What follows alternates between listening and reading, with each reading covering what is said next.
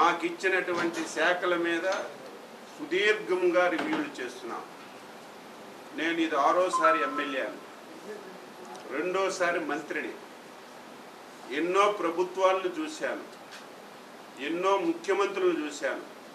కానీ first time గత ప్రభుత్వం లాంటి ప్రభుత్వాన్ని కానీ, గత ప్రభుత్వంలో ఉన్నటువంటి ముఖ్యమంత్రిని కానీ ఇంతవరకు ఎప్పుడూ చూడలేదు, భవిష్యత్తులో కూడా చూడము. మొత్తం రాష్ట్రంలో అన్ని వ్యవస్థల్ని చిన్నాభిన్నం చేశాడు. పూర్తిగా ఆంధ్రప్రదేశ్ రాష్ట్రంలో ఆర్థిక వ్యవస్థ పూర్తిగా అతఃపాతానికి నొక్కేశాడు. ఏ శాఖ చూసినా శాఖలో సిల్లి గవ్వలేదు. ఏ శాఖ చూసినా ఆ శాఖలో వేల కోట్ల రూపాయలు అప్పులు తప్ప చేయడానికి ఏమీ లేదు. అందుకే రాష్ట్ర ముఖ్యమంత్రి, రాష్ట్ర ప్రభుత్వం ఇదేదో మనలో మనమే మదన పడిపోకుండా, మనలో మనమే చర్చించుకోకుండా ఈ రాష్ట్రంలో ఉన్నటువంటి వాస్తవ పరిస్థితులన్నీ కూడా రాష్ట్ర ప్రజానీకానికి 5 కోట్ల మంది ప్రజలకి తెలియాలనే ఉద్దేశంతో ప్రతి శాఖకు సంబంధించి ఒక వైట్ పేపర్ని గత 48 రోజుల్లో 7 వైట్ పేపర్లు రిలీజ్ చేశాం.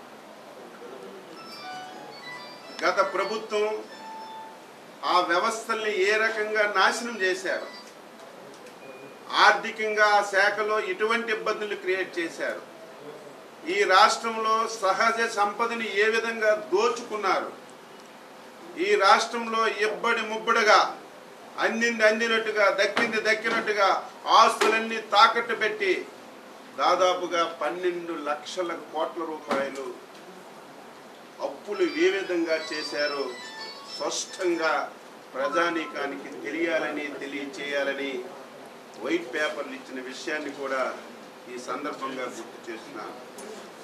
అయితే బాధ్యత కలిగిన ప్రభుత్వంగా గత ముఖ్యమంత్రి, గత ప్రభుత్వాలు నాశనం చేశాయి, మా చేతిలో చిల్లి గవ్వలేదని చేతులు పట్టుకొని మేమెక్కడ కూడా పని చేయకుండా లేము. దేవుని నుంచి కూడా మన మీద అచంచలమైనటువంటి గౌరవాన్ని, విశ్వాసాన్ని ఉంచారని ముఖ్యమంత్రిగా బాధ్యతలు తీసుకున్న తర్వాత 5 సంతకాలు పెట్టాం. 5 సంతకాల్లో 4 అమలు చేశాం. ఎన్నికల ముందు చెప్పాం, మీరు మాకు ఓటు వేయండి, పింఛన్ 3000 నుంచి 4000 చేస్తాం, ఏప్రిల్ నుంచి అమలు చేస్తామని చెప్పి మాట ఇచ్చాం. ఇచ్చిన మాట ప్రకారం గత నెలలో 7000 రూపాయలు ఇంటింటికి వెళ్ళి పింఛన్లు ఇచ్చి మొదటి సంతకాన్ని అమలు చేశాం. రెండవది, ఈ రాష్ట్రంలో ఉన్నటువంటి రైతాంగం నిద్ర లేనటువంటి రాత్రులు గడిపారు. ల్యాండ్ టైటిల్ యాక్ట్ కింద వారి భూమి వారి దగ్గర ఉంటుందా, వారి భూమి గత ప్రభుత్వం తీసుకొని ఇంకొకరికి అమ్మేస్తుందా, ఏమవుతుందని ఆందోళనతో రైతులందరూ బాధపడినటువంటి ల్యాండ్ యాక్ట్ చట్టాన్ని మొదటి క్యాబినెట్లోనే రద్దుకు నిర్ణయం చేశాం. మొదటి శాసనసభ సమావేశాల్లోనే బిల్లును పాస్ చేసి, మండలిలో కూడా బిల్లును పాస్ చేసి ఆ చట్టాన్ని రద్దు చేసి రైతాంగానికి మేలు చేశాం. మూడవది, అన్నము రామచంద్రంతున్నటువంటి పేదలు, 3 పూటలు తిండి లేక అవస్థలు పడుతున్నటువంటి పేదవాళ్ళకి ఆ రోజు అన్నా క్యాంటీన్లు పెట్టాం. దుర్మార్గమైనటువంటి వ్యక్తి తిండి పెట్టడానికి కూడా ఇష్టం లేక ఆ క్యాంటీన్లన్నీ కూడా రద్దు చేశారు. మేము వచ్చిన తర్వాత మళ్ళీ పునఃప్రారంభిస్తాం అన్నా క్యాంటీన్లు అని చెప్పి ప్రకటించాము. 5 సంతకాల్లో దాని మీద కూడా ఒక సంతకం పెట్టాం. రేపు ఆగస్టు 15కి 100 అన్నా క్యాంటీన్లకి తక్కువ లేకుండా ప్రారంభించడానికి నిర్ణయం చేశాం. ఈ విధంగా డబ్బు లేదని, గత ప్రభుత్వం వ్యవస్థలను నాశనం చేసిందని ఎక్కడ కూడా ఆగలేదు. ఇప్పుడే చెప్పాను, ఎంత దుర్మార్గుడంటే ఇన్ని లక్షల కోట్లు అప్పులు చేసి రైతు కష్టపడి పండించినటువంటి పంటకి సకాలంలో డబ్బులు ఇవ్వక రైతులు అవస్థలు పడ్డారు. గత ప్రభుత్వం పోయినప్పటికీ 1680 కోట్ల రూపాయలు రైతులకి ఇవ్వాల్సినటువంటి బకాయిలు పెండింగ్ ఉన్నాయి. మళ్ళీ సివిల్ సప్లై కార్పొరేషన్లో చూస్తే 39,500 కోట్లు అప్పులు తీసుకొచ్చారు. ఏం చేశారు ఈ డబ్బు? సివిల్ సప్లై కార్పొరేషన్ అనేది రైతులు ధాన్యం కొనడానికి, వారికి సకాలంలో డబ్బులు ఇవ్వడానికి అప్పు తీసుకొస్తుంది.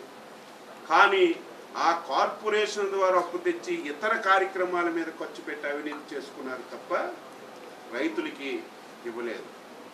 మా చేతిలో డబ్బు లేదని మేమేమీ ఊరుకోలేదు.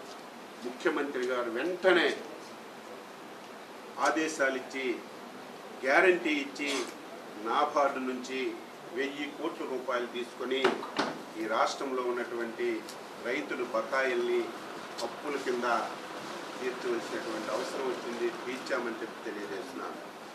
ఇంకా 680 కోట్ల అప్పులు ఉన్నాయి. రైతులు ఆందోళన చేస్తున్నారు. మాకు ఆ డబ్బులు ఎప్పుడు ఇస్తున్నారని అడుగుతున్నారు. రైతాంగానికి రాష్ట్ర ప్రభుత్వం తరఫున స్పష్టంగా హామీ ఇస్తున్నాం. వారం 10 రోజుల్లోనే ఆ 680 కోట్లు కూడా ఇచ్చి రైతాంగానికి బాకీలు తీరుస్తామని చెప్పి మాటిస్తున్నాం. ఇంతలోనే విపత్తు వచ్చింది. వర్షాలు బాగా పడ్డాయి.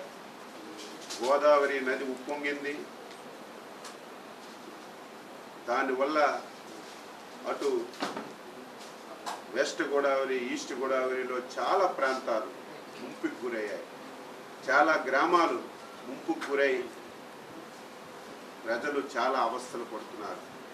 మీరందరూ సజీవ సాక్షులు. గతంలో కూడా మీరు పనిచేశారు. గత 5 సంవత్సరాలు ఎప్పుడైనా ఒక విపత్తు వస్తే, ఎప్పుడైనా వరదలు వస్తే ముఖ్యమంత్రి ఎప్పుడైనా సరే రివ్యూ తీసుకొని అధికార యంత్రాంగానికి ఎలక్ట్ చేసినటువంటి రోజు ఒక్కటైనా ఉందా? ఆ రోజు 5 సంవత్సరాల్లో ఒక మంత్రి అయినా, ఒక అధికారి అయినా గ్రామాలకు వెళ్ళి పేదవాడికి పలకరించినటువంటి దాఖలాలు ఎక్కడైనా ఉందా? మొన్న ఎప్పుడైతే భారీ వర్షాలు వస్తాయి, గోదావరి నదికి విపరీతంగా వరదొస్తుందని తెలిస్తే మా విపత్తుల శాఖ మంత్రి శ్రీమతి అనిత గారు జూమ్లో కాన్ఫరెన్స్ తీసుకొని కలెక్టర్లకు ఎలక్ట్ చేశారు. ఏవైతే ముంపు ప్రాంతాలు ఉన్నాయో, ముంపు మండలాలు ఉన్నాయో అధికార యంత్రాంగానికి అప్రమత్తం చేసి ఏ ఒక్క ప్రాణ నష్టం జరగకూడదు, వారందరికీ సురక్షిత ప్రాంతాలకి తరలించడమే కాదు, మీరు చూశారు గతంలో వరదొస్తే తరలించి వారికి బస్తాల్లాగా ఒక స్కూల్లోనో కొట్లోనో పెట్టేయడమే తప్ప ప్రభుత్వాలు చూడక ఆర్తనాదాలు విన్నాం. మాకు భోజనం అందడం లేదు, పిల్లలకు పాలు అందడం లేదు, సకాలంలో నీళ్లు లేవు, టాయిలెట్స్ లేవని. ఈ 5 రోజుల్లో ఎక్కడైనా ఒక వార్త వచ్చిందా? భోజనాలు పెట్టాం, పిల్లలకు పాలు ఇచ్చాం, వాటర్ ఇచ్చాం.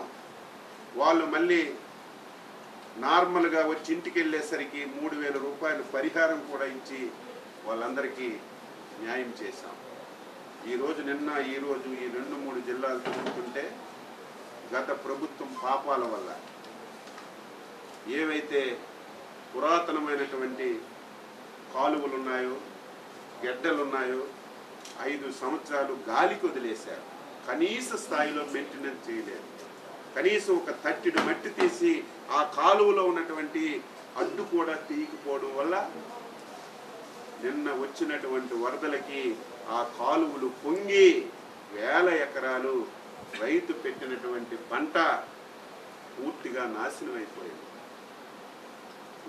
ఈరోజు చంద్రబాబు నాయుడు గారు అసెంబ్లీలో ప్రకటించారు, మా మంత్రుల బృందానికి పంపిస్తున్నాం, నష్టపోయినటువంటి రైతాంగానికి పలకరించడమే కాకుండా ఎవరైతే పునరావాస కేంద్రాల్లో ఉన్నారో వాళ్ళ దగ్గరికి వెళ్ళి వాళ్ళకి అన్ని సదుపాయాలు అందుతున్నాయా లేదో చూసి రైతాంగానికి ఏ విధంగా మనీ సహకారం ఇవ్వాలో అన్నీ తెలుసుకొని నాకు చెప్పండి. నేను రైతుల పట్ల చాలా ఉదారంగా ఉన్నాను. అవసరమైతే ఒక పైసా ఎక్కువ ఇచ్చైనా రైతులు కష్టాలు తీర్చి వారి రుణం తీర్చుకుంటానని స్పష్టంగా ముఖ్యమంత్రి గారు చెప్పడం వల్ల మేము బృందాలుగా వచ్చి తిరిగాము. మధ్యలో సెషన్స్ టైంలో కూడా ఎవరైతే స్థానిక మంత్రులు వచ్చి ఒక పూట అసెంబ్లీ చూసి ఒక పూట వచ్చి పలకరించి వచ్చినటువంటి దాఖలాలు. నిన్న ప్రజలు 5 సంవత్సరాలు ఇటువంటి పరిస్థితి ఉంటే ఒక్క ఆఫీసర్ రావడం కానీ, ఒక్క మంత్రి రావడం కానీ, ఒక ఎమ్మెల్యే రావడం కానీ మేము ఎప్పుడు చూడలేదు. మీరు వచ్చారు, ఇదే మాకు ఆనందం అని మీ సాక్షిగానే చాలామంది నిన్న వారి హర్షాన్ని తెలియజేశారు. ఈరోజు ఈ ప్రాంతం నాశనం అవ్వడానికి ప్రధాన కారణం ఎర్రకాలువ. ఇది జంగారెడ్డిగూడెంలో స్టార్ట్ అయ్యి మళ్ళీ భీమవరంలో ఎండ్ అవుతుంది. ఈ కాలువ అస్తవ్యస్తంగా ఉంది. ఈ కాలువ వల్ల సుమారుగా 20 నియోజకవర్గాల్లో ప్రతి సంవత్సరం చేతికొచ్చిన పంట పోతుంది, పెట్టుబడి పెట్టిన పంట పోతుంది. ఈ కాలువని శాశ్వతంగా ఈ సమస్యని పరిష్కరించాలని ఒక ఆలోచన చేస్తున్నాం. అందుకే జిల్లా యంత్రాంగానికి చెప్పాం, తాత్కాలికంగా ఏవైతే గుంతలు పడ్డాయో ఆ గుంతలన్నీ పూడ్చమని చెప్పి ఆదేశాలు ఇచ్చాం. టెంపరీగా రేపు డిసెంబర్కి మళ్ళీ వ్యవసాయం పెట్టుకోవడానికి ఎక్కడైతే ఈ స్లూయసెస్ పోయాయో, తలుపులు పోయాయో దాని గురించి ఒక ఎస్టిమేషన్ చేయమని ఆదేశాలు ఇచ్చాం. మళ్ళీ ఈ 2 జిల్లాల మంత్రులు, ఎమ్మెల్యేలు అందరం కూర్చొని ఇరిగేషన్ అధికారులతో సమావేశం పెట్టి ఈ ఎర్ర కాలువకి శాశ్వత పరిష్కారం కింద మోడరైజేషన్ చేయడానికి ఎంత డబ్బైనా సరే చంద్రబాబు నాయుడు గారి దృష్టిలో పెట్టి ఈ 5 సంవత్సరాల్లో శాశ్వత పరిష్కారం చూపి స్వతంత్రం వచ్చి నుంచి పడుతున్నటువంటి ఈ బాధని తొలగించాలని చిత్తశుద్ధితో, అంకిత భావంతో పనిచేస్తామని చెప్పి సందర్భంగా తెలియజేస్తూ ప్రజలు, రైతులు కూడా అర్థం చేసుకోవాలి. ఏదో కొత్త ప్రభుత్వం వచ్చింది, అన్నీ ఒక్కసారే చేసేయాలి, మేము అడిగినవన్నీ జరిగిపోవాలంటే మా చేతిలో అద్భుత దీపం ఏమి లేదు. పూర్తిగా చిన్నాభిన్నం అయిపోయింది. 12 లక్షల కోట్ల అప్పులు. గత ప్రభుత్వంలో కాంట్రాక్టర్లకి, ప్రభుత్వానికి సరఫరా చేసినటువంటి వెండర్స్కి 1,50,000 కోట్ల అప్పులు ఉన్నాం. ఇరిగేషన్లో 40,000 కోట్ల అప్పులు ఉన్నాం. వ్యవసాయ శాఖలో 4,000 కోట్ల అప్పులు ఉన్నాం. ఏ శాఖను చూసినా సరే అప్పులు. మనకు ఆదాయం ఏ పరిస్థితి ఆంధ్రప్రదేశ్కి తీసుకొచ్చాడంటే, ఇప్పుడు వ్యయానికి ఆదాయానికి వ్యత్యాసం ఉండాలి. కానీ ఆంధ్రప్రదేశ్లో ఈ రోజుకి మనకి ఎంతైతే ఆదాయం వస్తుందో అంతకంటే ఎక్కువ మనకు ఖర్చు అవుతుంది. ఇక మనం అభివృద్ధి ఎలా చేయాలి, సంక్షేమం ఎలాగందించాలి, ఈ రాష్ట్రాన్ని ఏ విధంగా గాడిలో పెట్టాలని ఆలోచన చేస్తున్నాం.